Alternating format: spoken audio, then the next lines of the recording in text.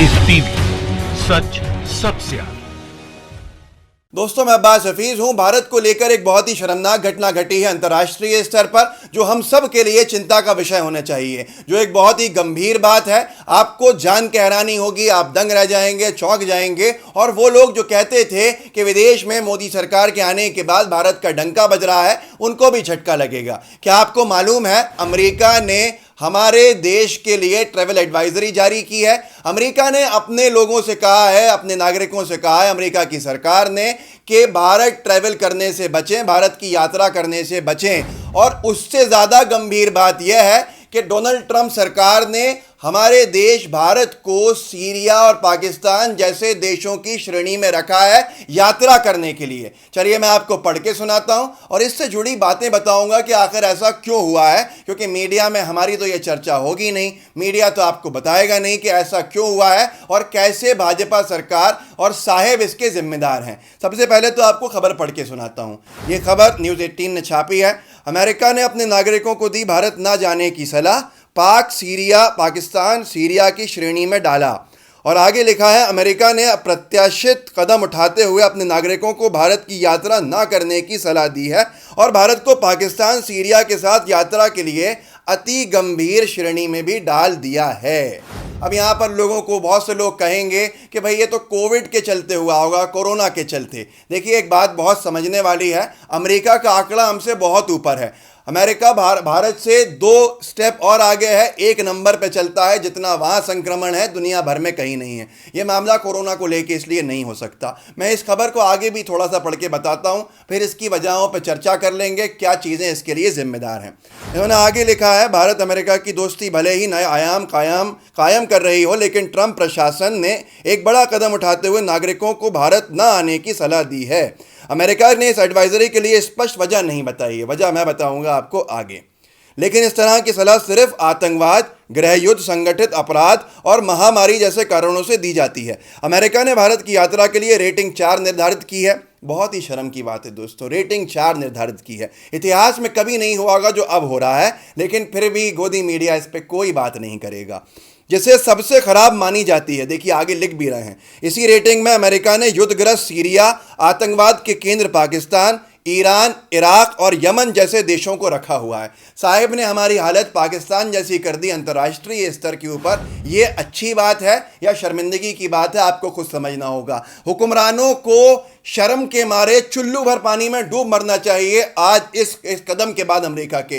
वो कहते थे कि माय फ्रेंड डोनाल्ड ट्रंप, क्या किया माय फ्रेंड डोनाल्ड ट्रंप ने, आप देख सकते हैं, जिनकी वजह से कोरोना को रोकने में असमर्थ हो गई, लॉकडाउन नहीं किया साहिब की उस, जो उनको अपने मित्र का स्वागत करना था, उस कारण की वजह से। अब यहां पर कौन जिम्मेदार है, आप सोच लीजिए। और वही अमेरिका, वही राष्ट्रपति, वही ट्रंप शासन हमसे कह रहा है हमारे बारे में, अपने नागरिकों से, कि भारत मत जाइए, भारत पाकिस्तान सीरिया की तरह है और चौथी श्रेणी में रखा है, कोई ज़रूरत नहीं है जाने की। अब ये पहली बार हुआ, जिन लोगों को लगता होगा उनकी भी गलतफहमी दूर करूंगा, पर इसकी वजह क्या है? देखिए, साफ साफ वजह है, जब से भाजपा सरकार सत्ता में आई है, साहिब प्रधान सेवक बने हैं, सबके सामने है, लिंचिंग्स बढ़ गई हैं, अखलाक, पहलू खान, मोहसिन पुणे में, और उसके साथ साथ रोहित वेमुला, ये सारे केसेस हम सब के सामने हैं। रोहित भी गए, अखलाक भी गए, पहलू भी गए, ये तमाम चीज़ें हुई। मुस्लिम दलित हिंसा कितनी बढ़ गई, ये सबके सामने है। और सरकार ने क्या ठोस कदम उठाया, सब जानते हैं, कुछ नहीं। अब यहाँ पर आप देखें, कोविड के केसेस बढ़े, कोरोना बढ़ा, लॉकडाउन लगा, तो भी हिंदू मुस्लिम उसमें करा जाने लगा। भाजपा सरकार ने कोई कदम नहीं लिया, बल्कि आग में घी डालने का काम किया। हमारी मीडिया ने क्या काम किया, नफरतें फैलाई। आपको लगता था, हमको लगता था कि ये खबरें जो हैं यहीं की यहीं दब जाएंगी। पहलू की खबर हो, अखलाक की खबर हो, दादरी वाला कांड हो, रोहित वेमुला की हत्या, आत्महत्या का नाम जिसको दिया गया वो हो, या तमाम गैंग रेप, बलात्कार, उत्तर प्रदेश के नामचीन मामले, ये सारी चीज़ें हम सबको लगता था यहीं दबा दिए। हमारी मीडिया ने नहीं दिखाया, हमारी मीडिया ने सब कुछ अच्छा दिखाया। हमारी मीडिया के हिसाब से तो उत्तर प्रदेश के जो मुख्य सेवक जी हैं वो सबसे अच्छे राजनेता हैं और सबसे अच्छे प्रशासक भी हैं। हैं, भले ही मामले कुछ भी हों। लेकिन दोस्तों ये समझना होगा कि अंतर्राष्ट्रीय स्तर पर ये चीज़ें नहीं दबी, अंतर्राष्ट्रीय स्तर पर हमारी थूतू हुई, अंतर्राष्ट्रीय स्तर पर ये सारी खबरें जम के दिखाई गईं।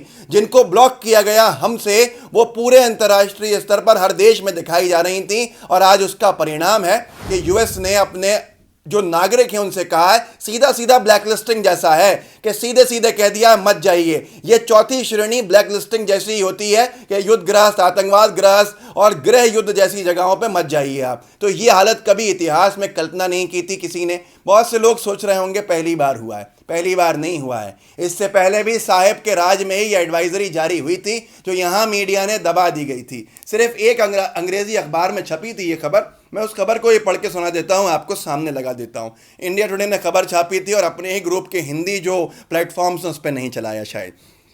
ये खबर है 2019 की जनवरी की। UK and US issue travel advisory for women visiting India should exercise caution.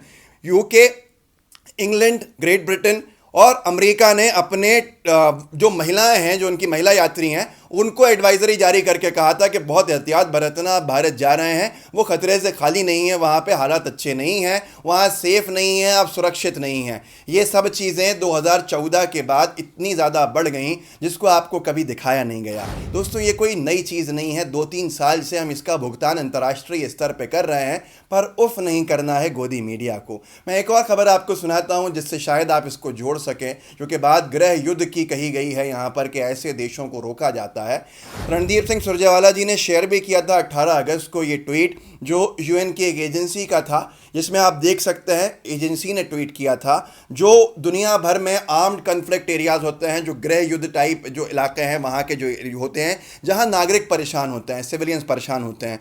तो इन्होंने इसमें लिखा था कि सबसे ज़्यादा वायलेंस, सबसे ज़्यादा हिंसा में बढ़ोतरी आई है सिविलियंस के खिलाफ, जो नागरिक हैं, अपने ही नागरिक के खिलाफ। किसी देश में अगर सबसे ज़्यादा कोविड के दौरान हिंसा हुई है तो पहले नंबर पे नाइजीरिया है, दूसरे नंबर पर भारत है। आप सोचिए, दुनिया में दूसरे नंबर पर अपने ही नागरिकों पे हिंसा करने का आरोप हमारे साहेब की सरकार पे लगा, जो सरकार आज सत्ता के अंदर है। अब यहाँ पर कौन जिम्मेदार है, कौन नहीं है, इसका फैसला आप खुद कर सकते हैं। पर ये इतिहास में किसी ने कभी नहीं देखा था जो अब हुआ है कि अमेरिका जैसे देश ने, जिसको हमारा अपना मित्र कहते हैं प्रधान सेवक महोदय साहेब, उन्होंने हमारे पीठ पे छुरा क्यों गोपा, उन्होंने हमारे लिए, अमेरिका के प्रशासन ने ये क्यों लिखा और हमको ऐसी श्रेणी में डाल दिया जहां पाकिस्तान, यमन, ईरान और ये तमाम देश, सीरिया जैसे देश हैं जहां पर सुरक्षित नहीं है जान। क्या भारत में अब जान सुरक्षित नहीं है? इसका फैसला आप खुद कीजिएगा और दूसरों को भी जागरूक कीजिएगा।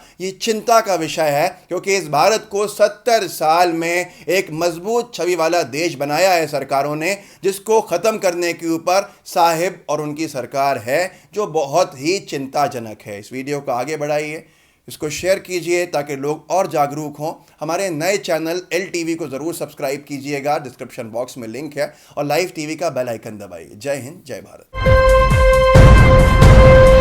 लाइव टीवी, सच सबसे आगे।